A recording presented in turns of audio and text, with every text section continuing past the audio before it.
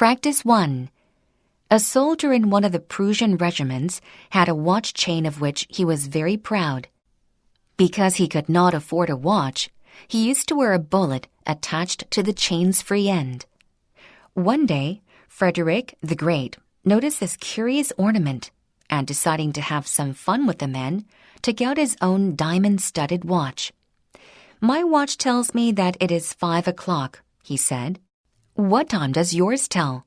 Replied the soldier, "My watch does not tell me the hour, but tells me every minute that it is my duty to die for your majesty." Frederick was so pleased with this response that he handed his own watch over to the man, saying, "Take this, so you may be able to tell the hour also."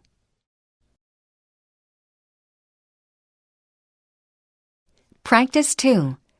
For most of the history of our species, in most parts of the world, bathing has been a collective act.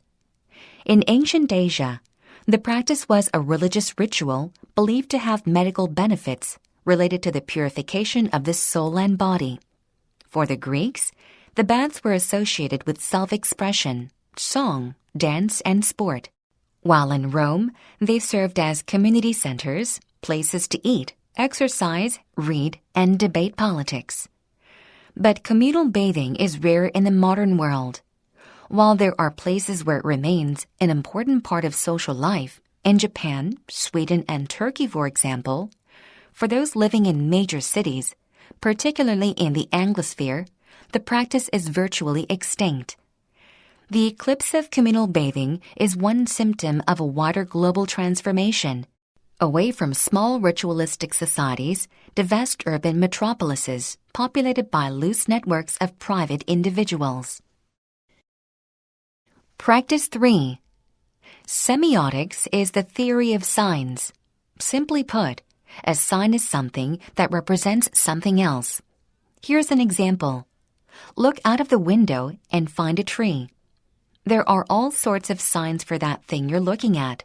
One of them is the word tree itself, 4 letters spelled out on the page, T-R-E-E. A different sign is the spoken word tree. Another sign is a drawing of a tree. A little plastic toy tree is also a sign for tree. Yet another sign is gestural. If you were playing charades and stood straight with your legs together and your arms spread out in a V shape over your head, your team might guess that you were representing a tree. So signs take the form of words, images, sounds, gestures, objects, even ideas. The thought tree generated in your head by looking out of the window is also a sign.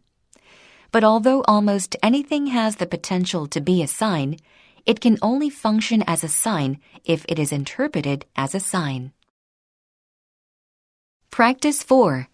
People often think that they can accomplish more than they actually end up accomplishing, and that any costs incurred will be as expected.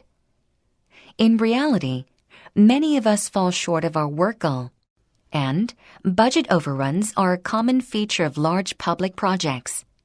The Sydney Opera House, for instance, was supposed to be completed in 1963 at a cost of $7 million. Instead, it was finished 10 years later at a cost of $102 million. Such lack of realism is not without cost. The inability to meet one's goals can lead to disappointment, loss of self-esteem, and reduced social regard. Also, time and money can be wasted pursuing unrealistic goals. Think of someone enrolling in a program of study that to neutral observers is beyond his capability. Should he fail, a significant amount of time and money will have been wasted. And, because of disappointment, he might be hesitant in the future to strive for other goals that are truly within his grasp.